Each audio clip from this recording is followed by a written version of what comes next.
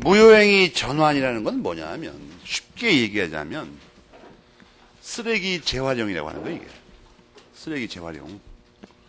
어려운 게 아니고 원래 효력이 없어서 못 쓰는 거예요. 근데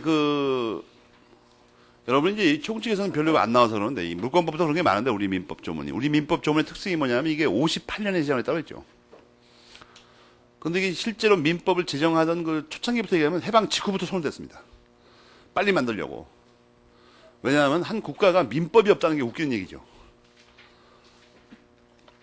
그래서 해방 직후부터 민법을 만들려고 하다가 이제 막 보따리 쌓았고 6.25 때 피난 다니면서 만들고 그래갖고 58년에 결국 제정을 했는데 1945년부터 1958년까지의 그 상황이 뭐냐 하면 배고파 미치겠다는 상황이에요.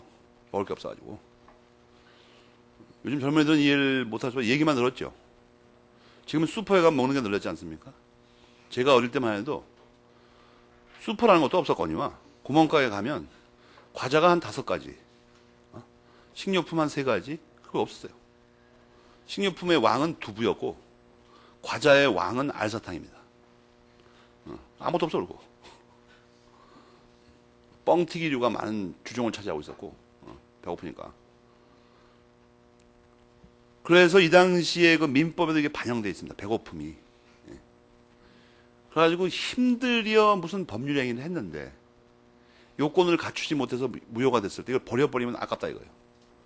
그래서 이걸 딴 걸로 활용해야 되지 않을까. 그래서 만든 조문 중에 하나가 이거예요. 무효행위 전환. 알겠습니까? 쓰레기 재활용. 법조문 그냥 읽어봐요. 138조를. 그냥 쓰레기 재활용이 아무것도 아니고.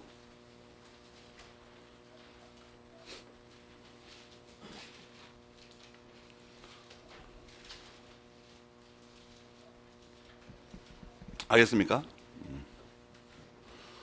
그런데 그 자체는 그래서 어렵지 않습니다. 못 쓰는 것 같다. 다시 뭘 딴 걸로 써먹자는 얘기구나. 여러분의 부모 세대도 그렇고 우리 세대는 전부 다 이 쓰레기 재활용의 달인들입니다. 여러분들 집에 가면 그런 거 못 느낍니까? 어른들이 뭐 물건을 안 버리죠, 이상하게. 도저히 쓸 것 같지 않은데 안 버려 이걸. 끝까지 움켜쥐고 있어요. 이사 갈 때 들고 와 그러고. 이사 비용을 내는 한 있더라도.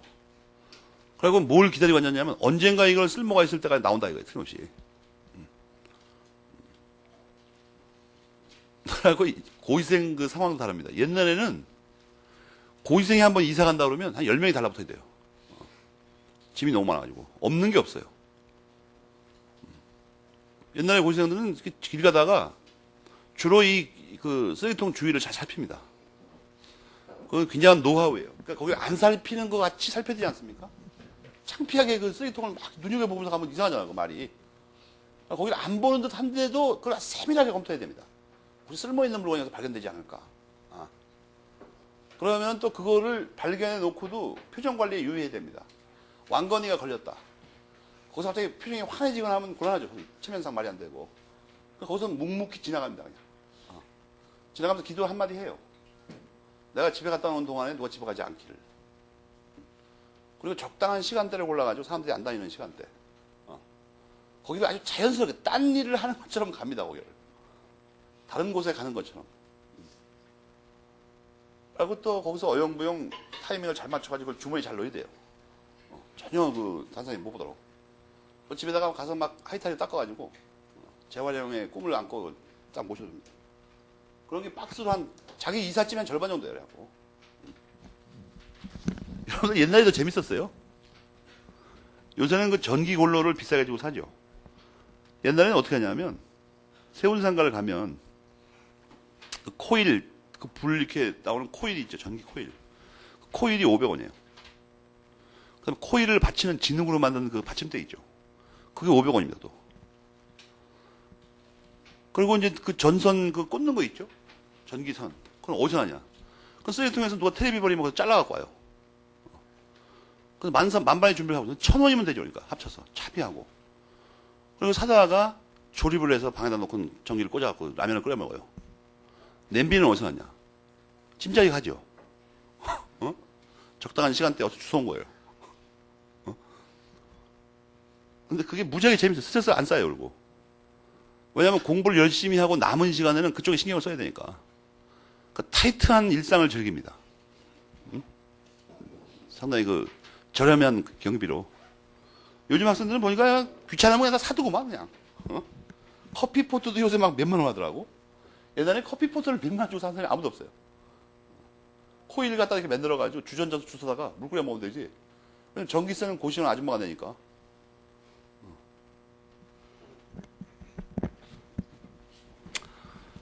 그런데 쓰레기 재활용이 그런 건데, 이 무효행위 전환이 그런 거라는 거예요. 그게 어려운 게 없어요. 그런데, 쉬운 문제에 그걸 내냐 이거예요. 아니에요. 그건 너무나 쉬우니까 안 나와요, 그건. 말뜻은. 뭐가 나오냐. 무효행위 전환에서 말이에요. 이런 걸 생각해봐. 이건 사람이면 알고 있는 내용입니다. 예를 들어서,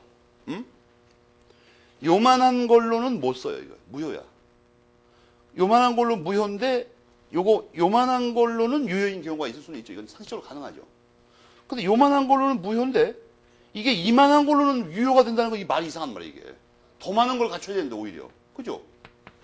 갖춰야 되는 요건이 더 많은데, 더 많은 요건보다 적은 요건도 못 갖춘 게 더 많은 요건을 갖춰야 되는 걸 갖춘다는 게 말이 안 된다고. 근데 이런 상식을 바탕으로 어떤 것이 그냥 법률 행위일 땐 문제가 안 되는데, 요식, 어떤 방식이라는 요건을 하나 더 갖춰야 되는 것이 방식을 안 갖춰도 되는 어떤 걸로는 유효하게 될 수 있다는 게 말이 되지만 방식을 안 갖춰도 되는 행위로도 무효인 것이 방식을 갖춰야 되는 행위로 이게 유효하다는 말은 이게 말이 안 되는 소리예요. 그죠? 그렇잖아요. 아무리 생각해도. 오히려 더 많은 요건을 갖춰야 되는데. 무슨 말인지 알겠습니까? 그러니까 불요식 행위로 무효이던 것이 요식 행위로 유효하게 될 수가 없다고. 요식 행위로 무효이던 것이 불요식 행위로는 유효일 수가 있죠. 여기서 방식만 안 갖추고 있었으면 이걸로는 되니까. 이건 알겠죠? 이건 시험에 안 나와요, 그래서. 인간의 차를 쓰고 있으면 다 아니까, 이건. 뭐가 나오냐는 말이에요. 요식 행위로 무효이던 것이 요식 행위로 유효가 될 수 있냐? 이것만 된다고. 괴상하니까, 이거는, 말이. 얼핏 생각하면 안 될 것 같지만, 이건 따져봐야 됩니다. 그래서 여러분이 295페이지에 그 요건 있죠, 요건. 요건의 괄호 1, 2번의 그 C까지 빠른 속도로 읽어봐요.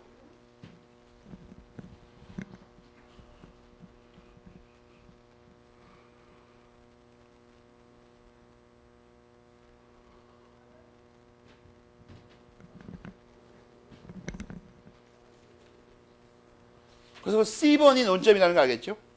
B번까지는 쉽게 이해가 되죠.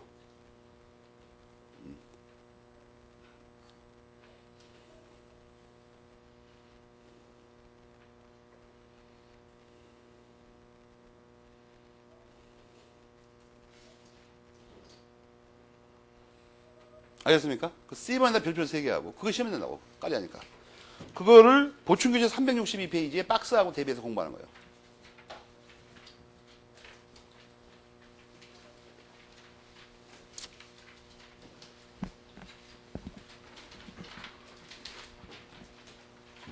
거기가 C번이 논점이라는 거야, 이게.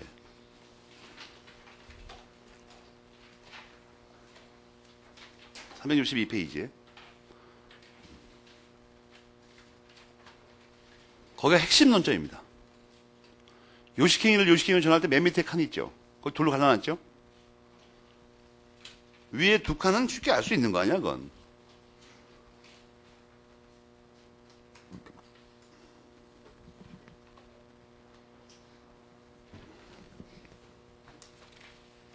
그 다음에 여기서 하나 논점이 될 만한 게 뭐냐 하면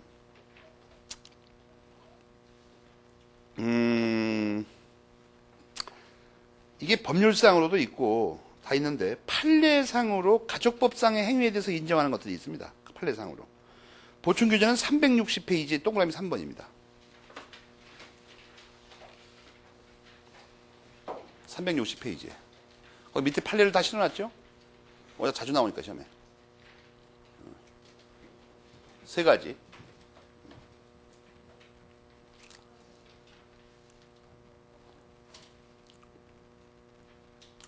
360페이지 동그라미 3번. 그걸 좀 기억해 두라는 거예요. 교과서에는 일부만 나와 있는데 세 가지 다 찾아놨으니까 기억을 좀 해두십사.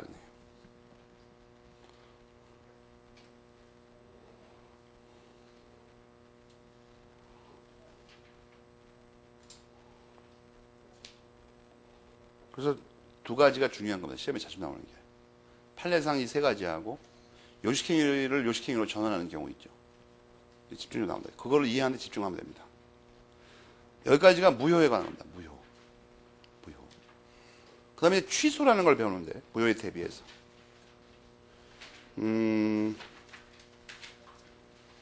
초학자는 취소라는 말 자체하고 취소할 수 있는 법률행위라는 말하고 구별해야 됩니다. 그게 앞에 나오고, 개괄적인 건 앞에서 봤죠? 그 다음에 296페이지에 그 로마자 2번에 그 별표를 2개 하고, 취소라는 게 여러 가지가 있습니다. 취소. 그래서 거기 첫째 줄 나오죠. 원칙적으로.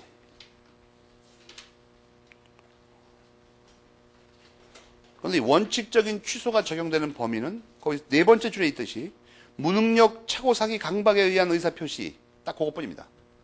이 총칙이 적용되는 것은.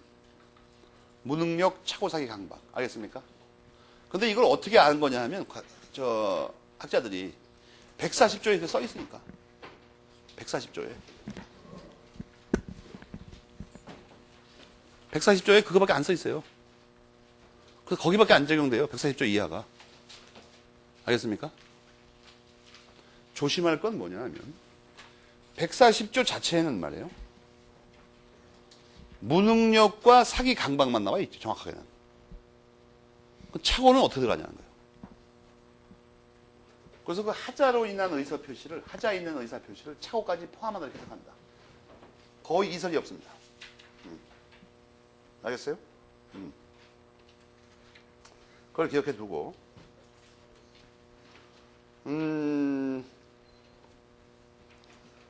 그 다음에 이제 논점이 뭐냐면, 그럼 원칙 아니고 딴 건 뭐가 있냐, 딴 건 뭐가 있냐.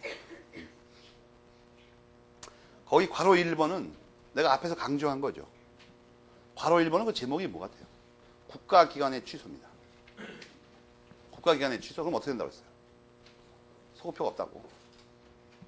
여러분 거기 140조 이하의 규정은 적용되지 않는다는 말 보이죠? 140조 이하의 규정은 적용되지 않는다. 그 중에서 제일 중요한 게 뭐예요? 소급표입니다. 140조 이하에 어디 나와요, 여기 소급표가?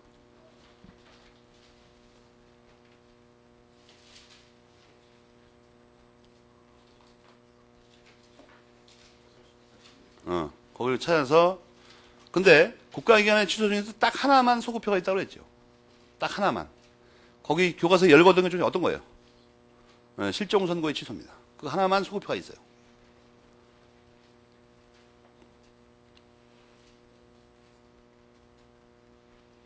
그 다음에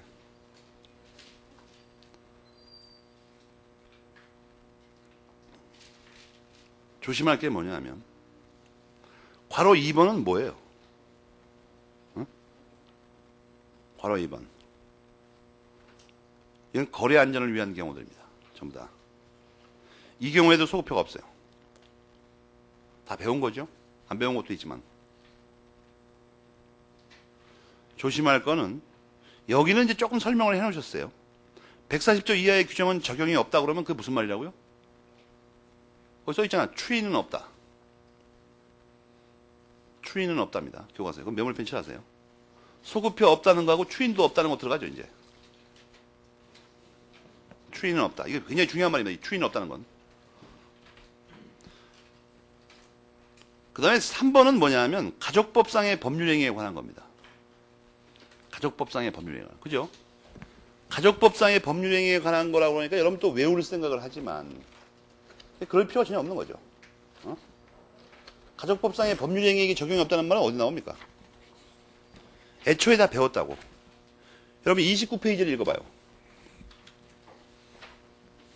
교과서 29페이지.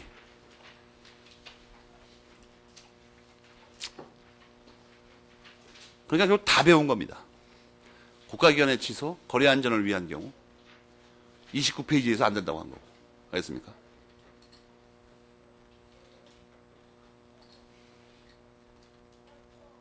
다 배운 거라고요. 그걸 자세히 뜯어놓은 거죠, 지금. 세부적으로.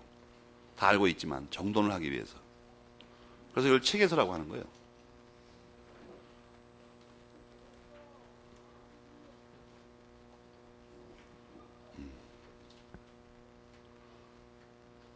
그 다음에 이제 맨 밑에 취소의 개념을 알기 위해서 무효는 뭘 대비했죠? 취소하고 불성립을 대비했죠.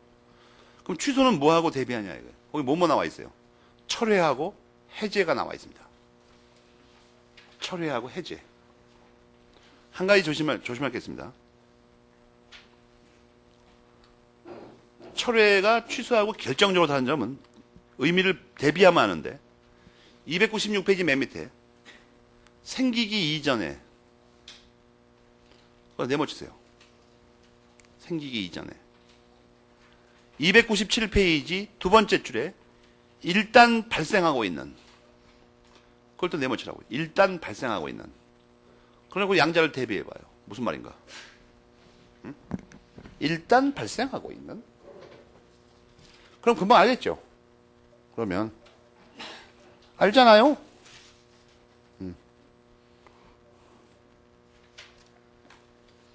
그죠?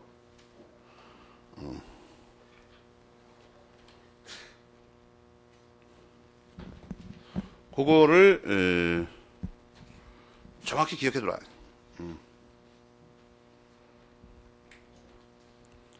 그 다음에 조심할 게 하나 있어요. 조심할 게.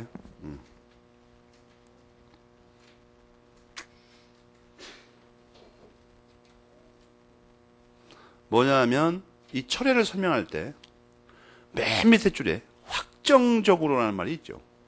그것도 녹색으로 네모치라고.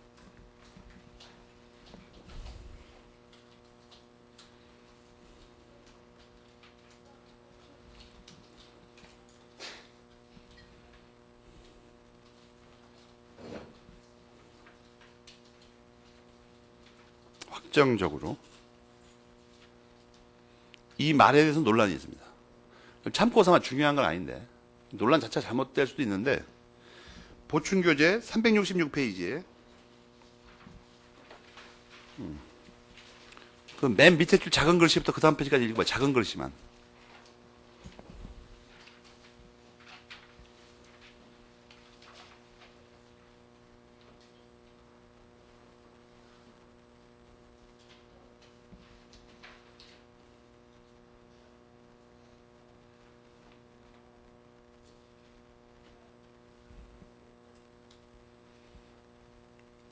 이걸 왜 읽어보라고 하냐면 철회를 만약에 여러분이 정의할 필요가 있을 때는 확정적으로 빼면은 곤란에 빠진다 이게 잘못하면 비난하는 학설이 있으니까 그러니까 통설처럼 곽윤 선생님처럼 그걸 집어넣어야 됩니다. 반드시 확정적으로 이런 말을 알겠습니까? 여러분들이 요즘 좀 힘들긴 한데 워낙 젊은이들이 할 일이 많으니까 다 놀 일도 많고 원래 책에서 말고 세부적인 내용을 잘 알고 싶으면 논문을 읽으면 됩니다. 그냥 논문을 읽으면 대본에 눈에 띄는 게 하나 있어요. 전부 학설을 비난할 때 상대방이 문구의 일부를 트입 잡아서 시비를 겁니다. 그게 왜 부정확한 거다 이에 대해서. 그러면 이게 용어나 이 개념 파악에 대해서 굉장히 신경 써야 된다는 걸 스스로 알 텐데 그 요약서 나부랭이만 읽고 앉았으니까 뭐 이게 뭐 이렇게 중요한가 이렇게 생각한다고 이게 말들이. 논문 한 5편만 읽으면 금방 알아요. 법학은 뭐에 관한 싸움이냐 하면 사용되는 용어의 정확성에 관한 싸움입니다. 누가 얼마나 더 정확하게 정리하는가 이걸. 얼마나 정확하게 사용하는가. 지금 내 이 강의에서 무려 17일간 강의하는데도 쫓기지 않습니까? 정확한 용어 사용들을 유념할 거를 지적해 주는데도 원래 이게 엄청난 시간을 요구하는 거예요. 뭐냐면 이렇게 하게 돼 있지 않고 원래 공부는 어떻게 해야 되냐면 이 컴마에 끊긴 문장마다 따로 설명합니다. 전부 다. 컴마를 끊긴 문장마다. 이게 정확하게 무슨 뜻인가. 그러면 완벽하게 이해됩니다. 시간이 없으니까 그렇게 못하는 것 뿐이고. 옛날에는 무슨 책이든지 그렇게 합니다. 거의 모든 책을 그렇게 끝냈어요. 옛날에 그 일화로 유명한 건 뭐냐면, 아주 옛날에는 그 김종원 선생님이라고 계셨어요. 그 형법 하시던 분들, 형법. 전설적인 분입니다. 이분이 뭐가 전설적이냐면, 다른 건 별로 전설적인 게 하나도 없는데, 책 분석하는데 죽입니다, 그냥. 이 당시 그 황산덕 선생님의 교과서, 형법총론 교과서 있었는데, 3판인가 5판인가 그래요. 근데 그거를, 표지부터, 마지막 인세지의 맨 마지막에 무단복제를 금함, 거기까지요. 단 한 글자도 빼지 않고, 머리말까지 다 포함해서. 그리고 표지의 그림은 뭘 뻔딴 거다, 이거까지 다 포함해서. 이 형법, 이게 그 당시에 옛날에 이게 우리 볼 때는 240페이지밖에 안 돼서 형법총론이. 이 교과서를 반년간에 걸쳐서 표지의 그 디자인부터 끝에 있는 그 무단복제를 금함, 그거까지. 단 한 글자, 컴마 이런 거 하나 안 빼고 다 설명했었어요. 학생들과 함께. 김정은 선생님 원래도 그 문장 이해가 뛰어난 분인데다가 분석이 예리합니다. 아주 면도날이라고 했어요. 그런데다가 이 학생들의 의견을 다 종합합니다. 또 그러고 본인이 생각하지 못한 거 다 찾아내 올려가지고, 여러분 생각해봐요. 책을 그렇게 한번 분석을 하고 나면 외울 필요가 없어요. 그냥 달통해버린다고.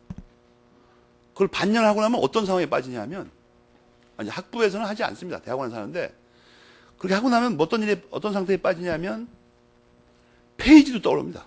무슨 말을 하면 어느 페이지에 한 3분의 1 지점쯤에 있는데 이렇게 생각한다고. 근데 원래 그렇게 하게 돼 있다. 책을 읽을 때도 고생들이 완벽하게 못하더라도. 그래서 이런 거를 그 축조식 독서법이라고 그래요. 이렇게 주석식이라고 합니다. 그런데 요즘 그렇게 하지 않으니까 지금은 어떤 상황에 빠졌냐면, 양을 줄여서 짧게 묘수를 찾는다고 해놓고는 이게 당연히 안 되죠. 이렇게 안 됩니다. 그래서 어떤 일이냐면 이걸 여러 개를 찾습니다. 이상하게. 그리고 도로 마찬가지예요. 양이. 고생만 직사게 하고. 더군다나 서로 다른 사람이 이걸 만들어 놔버리면 이 사이의 연결성이 다시 문제가 됩니다. 또 이번에는. 서로 틀게 써놔가지고 이걸. 그래가 뭐 2중, 3중으로 고통을 받는 내가 보니까. 처음에는 홀려가지고, 야, 이거 이렇게 조금만 하면 된다더라. 여기 확 홀립니다. 이게 조금만 될 리가 없죠. 조금만 안 됩니다, 이게. 이렇게 될 것 같았으면 옛날에부터 얘기했지. 1500년부터. 뭘로 생고생하고 앉았어, 이걸. 그래, 이걸 안 되니까 제가 슬슬 붙입니다, 여기다 이제. 안 되는데? 이만큼 더 붙여야 되겠다. 아, 여기도 좀 부족하네. 붙여놓고 또 이게 이상하니까, 여기 좀 더 붙여야 되겠다. 이게 막 붙여요, 계속.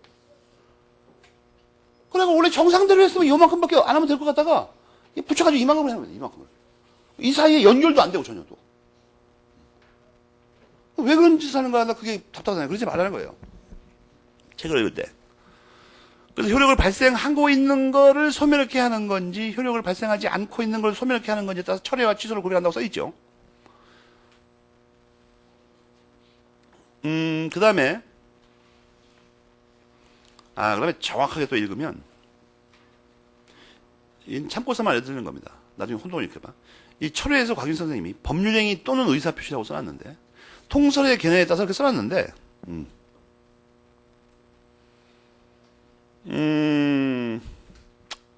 여러분이 뭘 봐야 되냐 하면, 그, 보충규제 367페이지 동그라미 2번이 있죠? 그럼 별표를 하나 해놓으시고,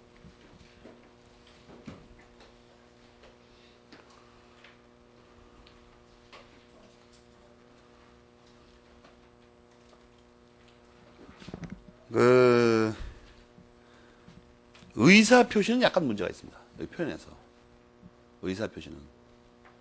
곽윤 선생님의 글을 여기하고 채권강론 쪽을 비교해 읽으면, 의사표시는 원래 철회의 제한이 없어요. 있을 수가 없다고. 의사표시가 철회의 제한에 걸리는 것은 의사표시 하나가 단독으로 법률행위가 될 수 있는 경우만 말합니다. 알겠습니까? 즉, 단독행위. 여러분이 이게 의문이 나는 분은, 거기 인용을 해놨죠? 곽윤 선생님 채권강론 38쪽을 읽어보시면, 새로 나온 채권강론 말이에요. 집에 가서. 거기 이 부분에 대한 글이 써 있습니다. 의사표시 자체는 철회의 제한이 없다. 그래서 그거를 그러니까 효력 발생을 하기 전이든 뒤든 아무 상관없다는 거야, 이거. 좀 어려우니까, 채권법으로 밀어도 되는데 그거나 기억을 좀 해두시고. 그 다음에 해제는 뭐냐 하면 해제는 똑같습니다. 정의가 똑같아. 취소하고. 다만 적용되는 영역만 다릅니다. 교과서에 뭐라고 써있죠? 해제는 계약에만 적용됩니다. 계약 말고 단독행위나 합동행위는 절대 해제 못해요. 취소는 모든 법률행위에서 가능합니다. 알겠습니까? 모든 법률행위에서. 그러면 여러분이 궁금한 게 하나 있죠. 그러면은 계약에는 두 가지가 다 가능하게 되죠. 취소도 할 수 있고 해제도 할 수 있고 그렇잖아요. 그럼 똑같은 내용이라면서 이게 그럼 뭐 하려고 두 개 인정하냐는 문제였어. 뭐 하려고? 이 정의는 똑같은데 법률에 규정된 효과가 약간 달라요. 뭐가 다르냐면 141조 단서하고 141조하고 그 다음에 그게 538조인가? 아니 540조부터가 저기 아니야 해제. 548조인가? 543조인가?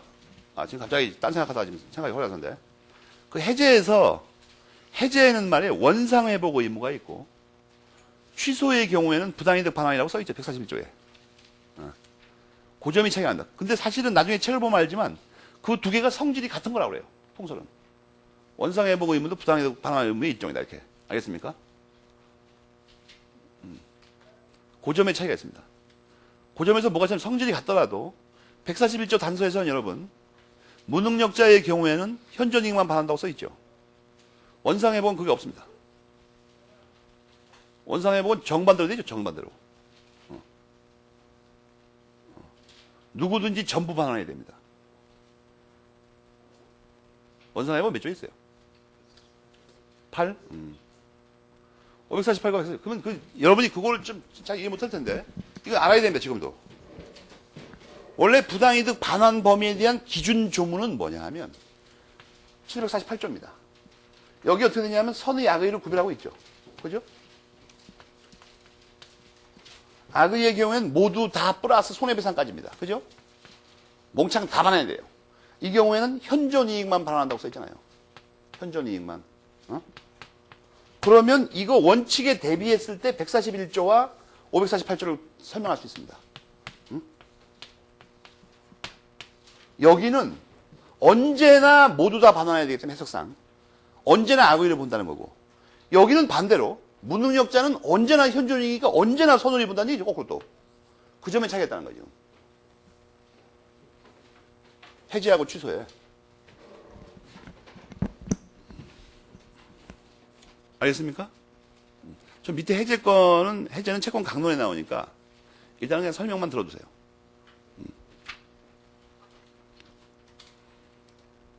저런 뭉태기 조문들을 잘 하셔야 돼. 민법을 잘 하려면. 뭉태기 조문들. 물론 이제 무능력자에 대해서만 그렇다는 거고. 그 다음에 취소권을 배웁니다. 취소권. 취소권? 우선 취소가 뭔지 알아야 됩니다. 배웠죠? 취소가 상대방이 있는 단독행위 들어가죠. 취소가 상대방이 있는 단독행위라고. 거기에 권자가 붙었어요. 그럼 나오는 게 뭐예요? 형성권이라니까? 거기 반경 얼마 이내에 형성권 나오죠. 무조건. 우선 그 말부터 나온다고 우선. 상대방이 있는 단독행위란 말 나오고. 알겠어요? 상대방이 있는 단독행위가 일방적 의사표시로 하는 거죠. 그러니까 뭐 상대방이 있는 단독행위든지 일방적 의사표시 나오고 연이어서 형성권 따라 나와요. 무조건 그냥. 이유 없이. 그리고 형성권의 6가지 특징이 떠올라야 됩니다. 형성권 6가지 특징. 그럼 이 책을 보는데 무지하게 필요하다. 왜냐면 형성권이면 뭐에 걸린다고 했어요? 시효에 안 걸린다고 했죠.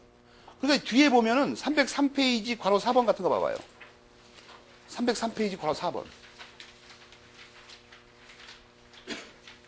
거기 그 말 따라서 나오죠. 그냥. 형성권이기 때문에 무조건 제척기간이라는 거예요. 그냥. 이런 식으로 이게 고정돼 있다고 다. 그러니까 또 그거를 에이 강의 끝나고 뭐 생각해 봐가지고 그때 가서 외워도 되겠지. 그런 사람이 이게 진도에 못 따라간다고 지금 쓸데없는 소리 생각하느라고. 이 책은 형성권에 관한 부분을 빼면 한 10분의 1 정도 빠져버린다니까, 분량이. 민법은. 복잡하기 때문에. 취소권, 형성권 그거 받고, 그 다음에 취소권자를 보면, 이건 또 공부할 필요가 없는 거예요. 왜냐하면 140조에 그냥 써 있어요, 그냥. 알겠습니까? 140조에 누구라고 써 있잖아. 거기서 조심할 건 뭐냐면 거기 무능력자의 상대방이 안 들어가 있습니다. 상대방은 그래서 못하는 거예요. 무능력자뿐만 아니라 전부 상대방이 안 들어가 있죠. 할 수 있는 사람이 우선 딱 눈에 띄는 게 140조 조문에 말이에요. 조문에. 그 다음에 유념할 게 또 뭐라 했었죠? 하자 있는 의사표시 착오를 포함한다고 그랬죠? 그거는 교과서 297페이지 맨 밑에 문단에 나오죠? 맨 밑에 문단에.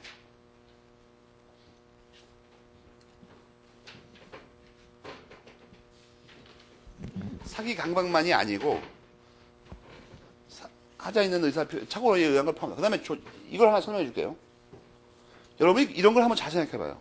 취소가 상대방에 있는 단독행위라며. 취소. 그죠?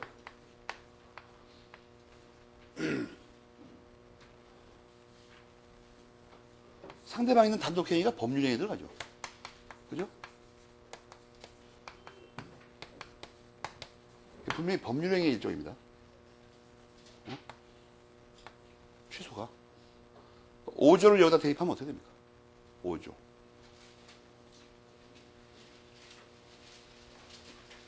민법 제5조를 여기다 대입하면 어떻게 돼요? 무능력자가 취소하려면 어떻게 됩니까? 법정 대리인 동의를 되죠. 그렇잖아요, 분명히. 140조에 뭐라고 써 있어요? 무능력자가 그냥 할 수 있다고 써야지, 취소를. 그렇잖아요. 140조는 이 5조에 대한 특칙입니다. 알겠습니까? 당연히. 140조에는 동의를 얻는다는 말이 없잖아, 지금. 무능력자가 그냥 혼자 취소한다고 써있잖아, 140조에. 알겠죠?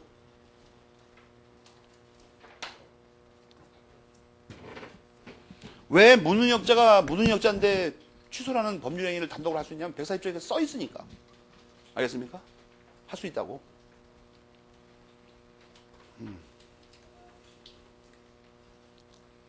교과서에 써 있잖아, 괄호 1번에. 예외라고. 297페이지 괄호 1번에 봐봐요. 교과서. 그런 말 이해하겠습니까? 예외가 된다.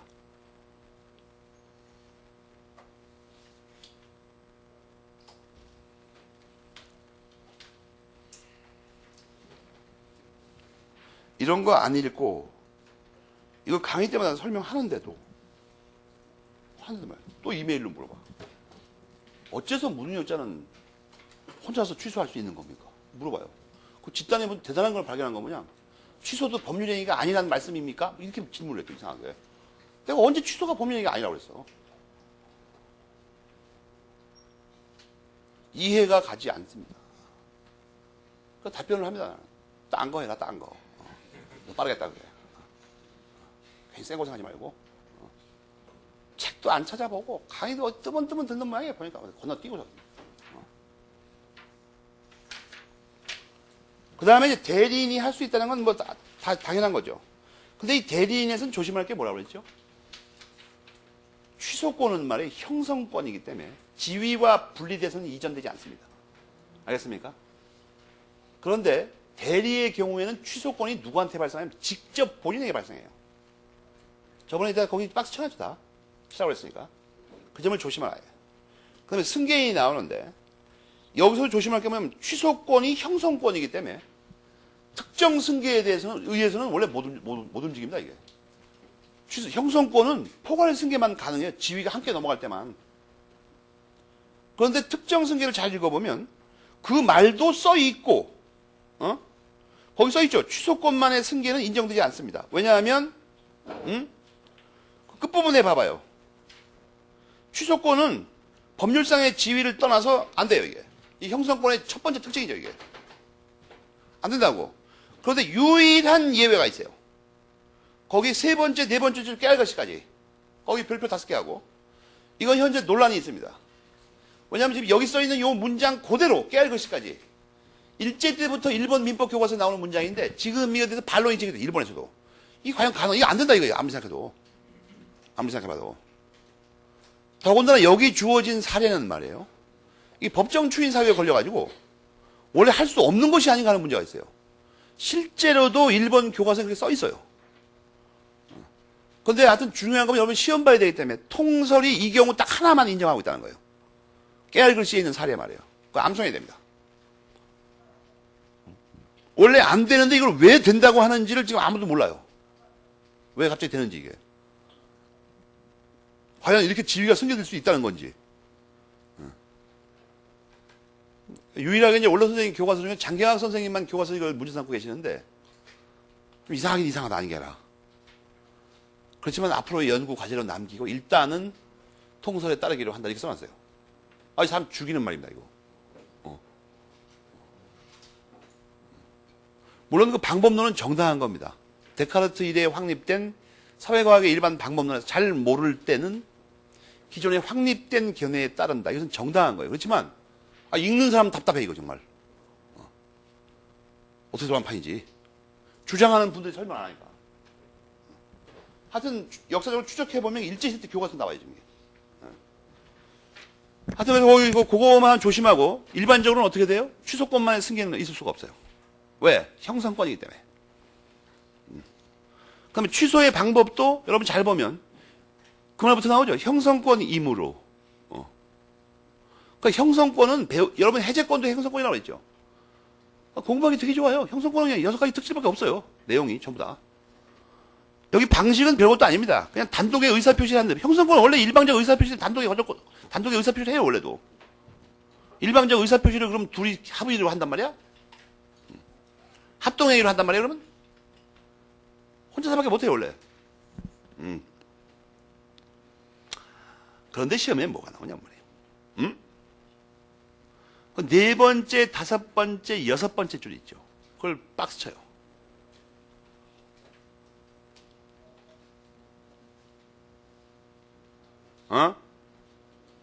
해석에 의하여, 의사표시 해석에 의하여부터 네, 다섯, 여섯 번째 줄에 걸린 문장이 있죠. 그걸 박스 치라고. 그 경우에도 취소가 있다고 합니다. 케이스에 잘 나오는 건데 예를 들어서 케이스 문장에 증서의 반환을 청구하였던 것이었다. 이게 써놓잖아요. 그게 무슨 말이에요? 취소권 행사했다는 말이에요. 알겠습니까? 취소권 행사했다. 또 다른 말도 마찬가지예요. 갑은 을 명의의 소유권 이전 등기의 말소를 청구하였던 것이었다. 거기 다 이해가 나와 있죠.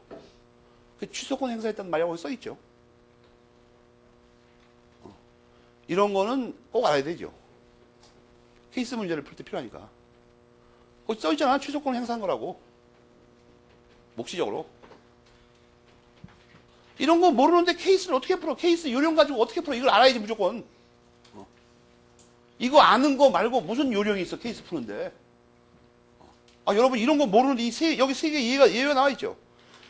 장담하는데 케이스 문제 이 세 가지 말고 안 써요. 절대. 알겠습니까? 이 문장 말고 안 쓴다고 사용을 안 해. 사법 시험에는. 학교 시험하고. 거기 정말 자주 나오는 것도 있죠. 손해배상을 청구하였던 것이었다. 근데 케이스 문제 손해배상을 청구했다고 써 있는데 취소에 대해서 아무 설명이 없다. 이거 이상한 답안지에. 그러니까 맨날 40몇 점인 거예요. 다 빼먹어버렸으니까. 점수가 이상하게. 이 세 문장을 암송하고 있어야 됩니다. 취소권 행사였다. 그 얘기예요. 취소하였다. 이런 거 모르는데 케이스 요령은 뭐 알면 뭐해 그걸 갖다 도대체 어디다 써먹어 이걸. 다 빼먹어버리는데.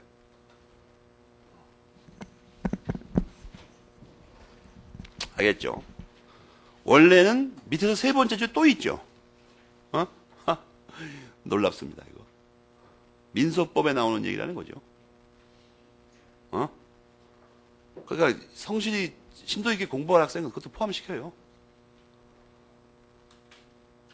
여러분, 내 말을 가볍게 들으면 안 되는 게 민소법 케이스 이게 나오죠, 진짜로.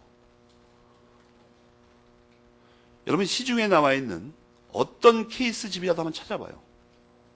이런 설명이 들어가 있는 것 같아요, 그 책에. 안 들어가 있어. 다 거짓말입니다, 그러니까. 다 거짓말이라니까.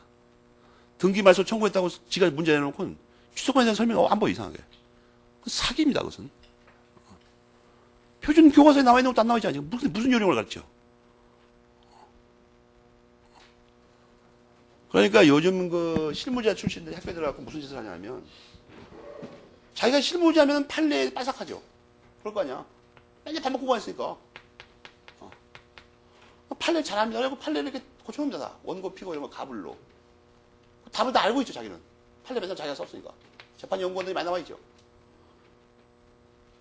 그래갖고 이걸 그럴싸하게 설명을 합니다.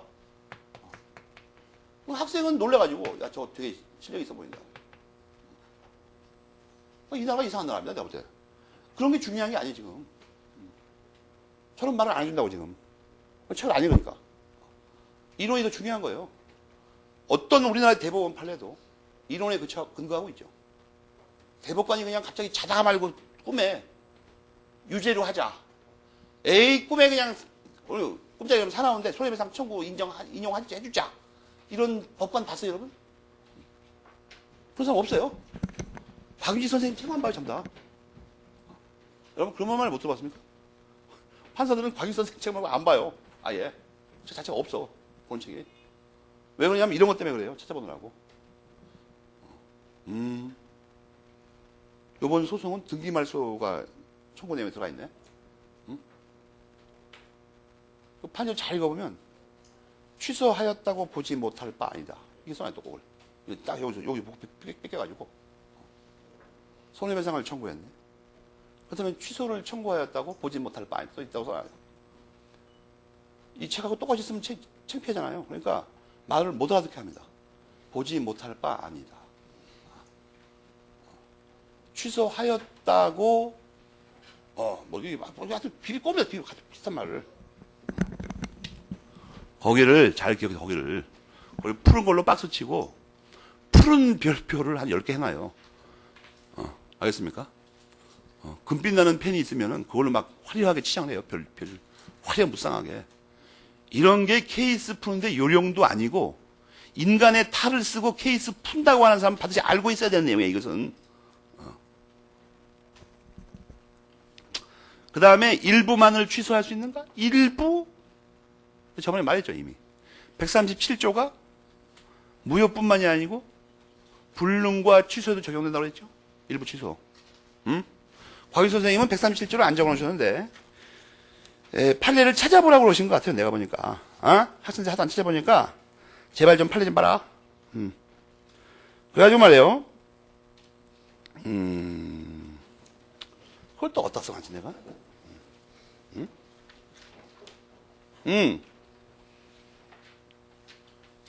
그 370페이지 보충 370페이지 맨 밑에 동그라미 2번이요.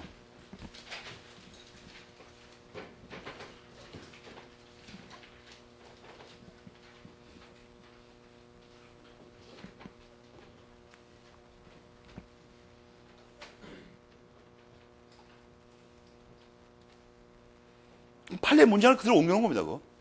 여러분들 이해하기 좋게. 최신 판례를.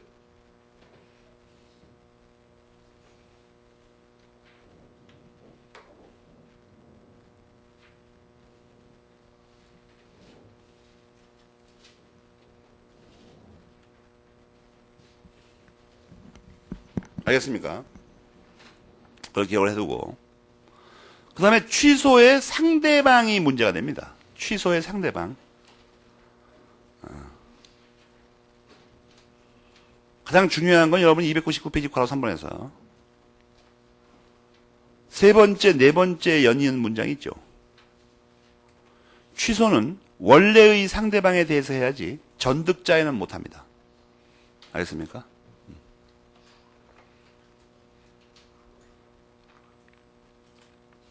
전득다에 대해서는 못한다고. 그걸 알아두고 취소의 효과는 소급적 무효입니다. 그건 당연한 거예요. 원칙적으로 민총에서의 취소는. 그죠?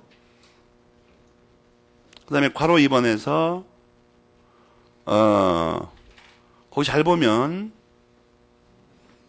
그 141조에 그 작은 글씨 바로 위에 부당이득 반환 의무로서 이해된다 이렇게 써있죠. 원상회복 의무와 달리. 그죠? 근데 이 원상회복 의무를 나중에 여러분이 채권강론을 보면 강윤 선생님이 뭐라고 써냐면 부당이득 반환 의무로서 이해된다 이렇게 써놨어 또. 그러니까 성질이 다르다는 게 아니고 반환 범위가 다르다. 반환 범위가. 알겠죠? 그 다음에 300페이지의 두 번째 문단이 붉은 걸로 박스 쳐야 됩니다.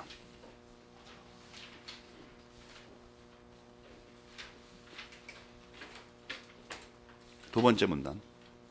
141조 단서에 관한 건데.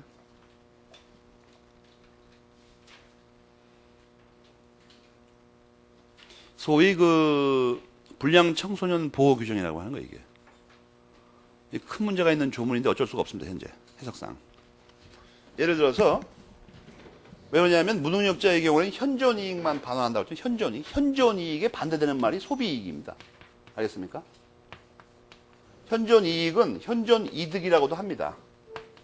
부당이득에 사용되는 말이니까. 근데 이게 반대되는 말이 소비이익이라고. 그런데 이게 뭘 의미하는 거냐면 예를 들어서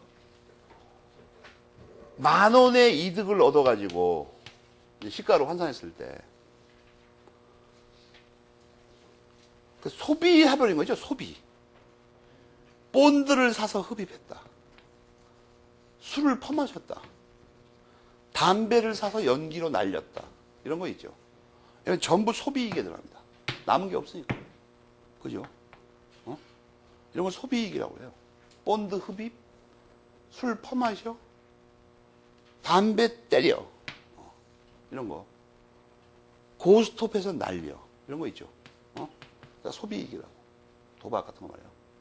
그런데 10,000원에서 말이에요. 10,000원 가지고 뭐 했냐면 장례를 대비하여 쌀을 사놔요. 동생의 학용품을 사줘. 그 다음에 동생의 반지를 하나 사줬다. 의복을 구입했다 이거예요. 그 다음에 겨울에 대비해서 연탄을 30장 들여놨다. 이건 전부 현존이익입니다. 현존이익.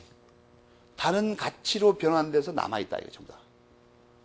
이거 도로 팔아도 그 값이 더 나오죠. 그래서 현존이익이라고 해요. 정확하게 이렇게 돼 있습니다. 부별이. 근데 이걸 140조 대입하면 청소년이 말이에요. 청소년이 무슨 이득을 취했어요. 취소할 수 있는 행위로 10,000원을 얻었어요. 그래가지고 본드 흡입하는데 1,000원, 고스톱에서 2,000원 날리고 담배 사고 4,000원 날렸어. 이제 날린 게 4,000원이야. 그 지금 남은 돈이 6,000원이죠. 그러면 이 사람이 얘가 취소되면 얼마 반환하는 거야? 6,000원 반환하는 거야. 6,000원밖에 안 남았으니까. 그런데 어떤 청소년이 10,000원을 얻었는데 동생들을 굶지 않게 하려고 쌀을 2,000원 샀어요. 그 동생이 평소에 크레용 사달라고 발광을 해가지고 이번 기회에 하나 사줬어요. 그 4,000원 썼어요. 얘는 얼마 반환해야 돼요? 10,000원 반환해야 돼요. 10,000원. 4,000원 전부 현존이익이 돼가지고. 알겠습니까? 그러면 뒤집어 말하면 140조 단서에 의하면 말이에요. 그 미성년자가 무능력자 중에 미성년자가 예를 든다면 날라리 그 같은 놈이라 고스톱 치고 담배 피고 술 처먹으면은 그건 다 유효하고 남은 것만 6,000원만 반환하면 돼요. 근데 이 청소년이 반대로 소녀 가장이에요. 낭비할 줄 몰라. 그 쌀 사고 학용품 샀어요. 그 왕창 10,000원 반환해야 돼. 이상하다고 아무리 생각해도 이게. 그러나 어쩔 수가 없습니다. 무능력자 보호가 절대적 보호이기 때문에 우리 민법상 저렇게밖에 해석이 안 된다고. 알겠습니까? 그 점을 잘 알아두라고. 141조. 그러면서 또 하나 문제가 있어. 이만큼 강도 높게 아주 강력하게 무능력자를 보호하는 겁니다. 이 조문이. 남은 것만 돌려주면 된다 이거예요. 그러다 보니까 너무 무능력자 보호에게 치우쳤죠. 그렇지 않습니까? 그러니까 이것이 균형을 맞출 데가 없을까 하고 봤는데 맞출 데가 없어. 그래서 트립 잡은 게 뭐냐면 그러면 입증 책임이라도 어떻게 뒤집어 씌우자 이렇게 된 거예요. 거기 박스인데 빨리 읽어봐요. 응? 그렇게 하면 생전 안 잊어먹어. 입증 책임도.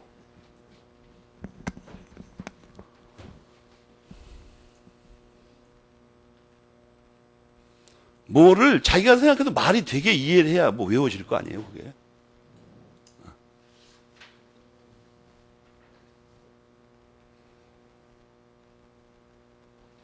포인트가 두 가지입니다.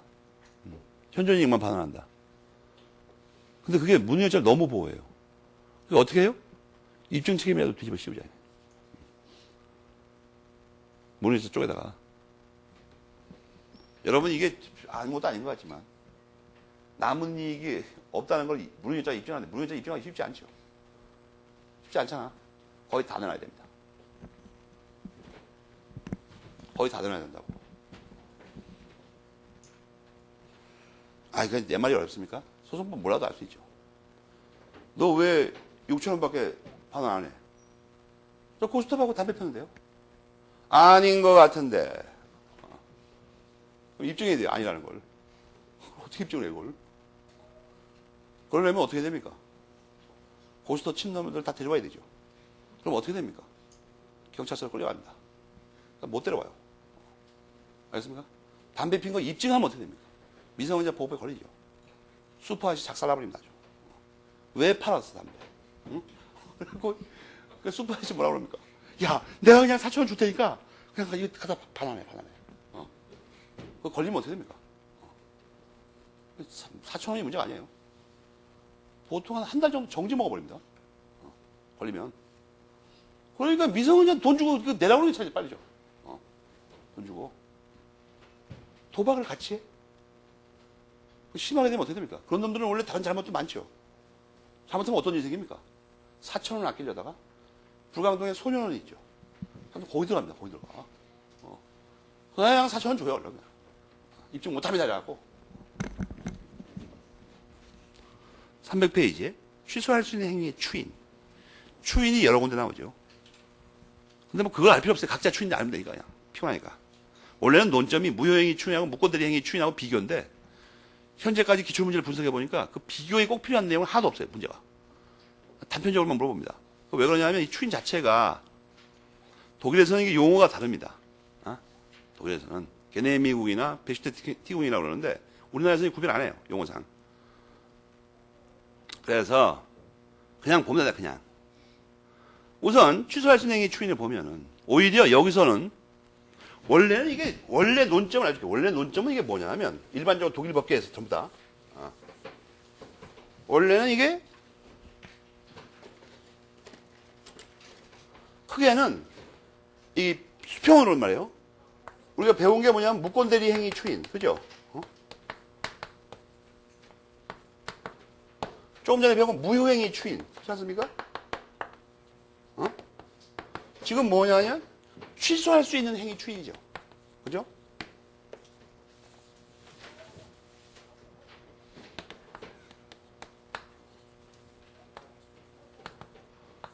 이렇게 있는데 평행적으로는 이 취소할 수 있는 행위 추인의 논점이 뭐냐면 이것들과 뭐가 다르냐는 거야, 이거. 어떤 관계에 있는가? 이것도 비교인데 이게 사실은 그 취소할 수 있는 행위의 추인. 그죠? 추인이죠, 추인. 추인에 관해서 배우는 건데, 전부 다 추인. 여기서는 정확하게는 이 추인은 법률 행위에 의한 추인 말하는 겁니다. 알겠습니까? 추인 여러분 상대방 있는 단독행위죠. 추인. 상대방 있는 단독행위는 금방 떠오르는 게 하나 있죠. 형성권이죠, 이거. 추인권이라고 하면. 그것도 알아둘 뿐만 아니라 법률 행위에 의한 추인 말하는 건데 이거 말고 이런 145조를 보면 법률의 규정에 의한 추인도 있죠. 145조가 그거 아니야. 법률의 규정에 의한 추인. 145조 여기 보면 그죠? 그래서 이거하고도 비교입니다. 법정 추인하고 이거하고. 이것도 논잖아요. 옆으로는 이거 두 개하고의 비교고 똑같은 추인이 들어가니까. 법정 추인하고 지금 이 추인, 법률에 의한 추인하고 비교를 하고. 그래서 원래 논쟁이 많은 거 이게. 근데 요거 옆에 거하고는 별로 내가 보니까 시험에 안 내고 요걸 냅니다, 요거. 지금 이 추인하고 법정 추인하고는 무슨 관계가 있는가? 어떻게 다른가? 그걸 염두에, 법정 추인 딱 나오죠? 여러분이 301페이지를 보면 법정 추인을 비슷한 위치에 갖다 놨잖아요. 대비하기 좋으라고. 정말 뜨뜻하지 않습니까? 이 배려가? 날씨도 추운데. 먼저 취소할 수 있는 행위 추인 보면은, 의사표시라고 써있죠. 즉, 이게 법률행위에 의한 거라는 겁니다. 이게, 여기서의 추인은. 근데 이 성질은 뭐냐면 취소권의 폭이라고 되어 있죠. 취소권의 폭이. 이 두 가지를 대비합니다. 오른쪽으로 가면 의사표시에 의한 게 아니고 거기 보면 법률상 추인입니다. 오른쪽에 건. 또 하나 이쪽은 취소권의 폭인데 취소권의 폭이. 예? 오른쪽에 건 뭐겠어요? 폭의 의제입니다. 법률상 간주해버리는 거니까. 그 다음에 의미가 나와 있죠. 작은 글씨의 첫 줄에 뭐가 나오죠? 추인은 뭐예요? 사후의 동의입니다. 사후의 동의. 그 다음에 추인의 요건이 나와 있죠. 이 요건과 효과의 비교가 제일 중요합니다. 요건과 효과. 사실 그래고 시험에 뭐만 차이 나는 걸 알면 되냐 하면 마음이 급한 사람이 있죠.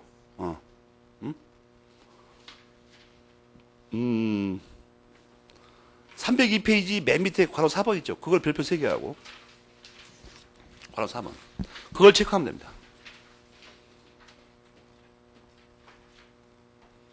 그 말을 잘 읽어봐요.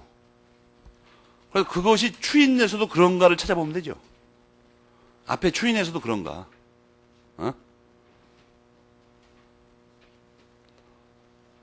그거는 301페이지 위에 괄호 3번하고 대비해봐요.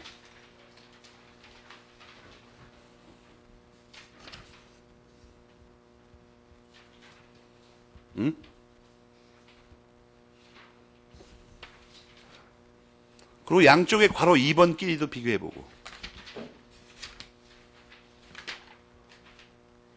같은 거 다른 걸 알 수 있죠.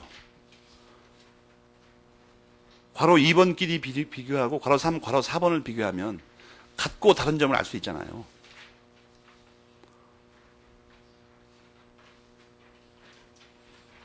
그렇게 읽는 거예요. 핵심을 꿰뚫어서.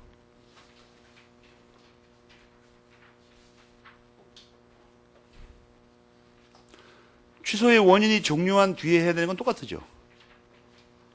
근데 알고 있을 필요 이런 건 다르다고. 실제로도 중요하고. 조금 쉬었다가 보기로 합시다.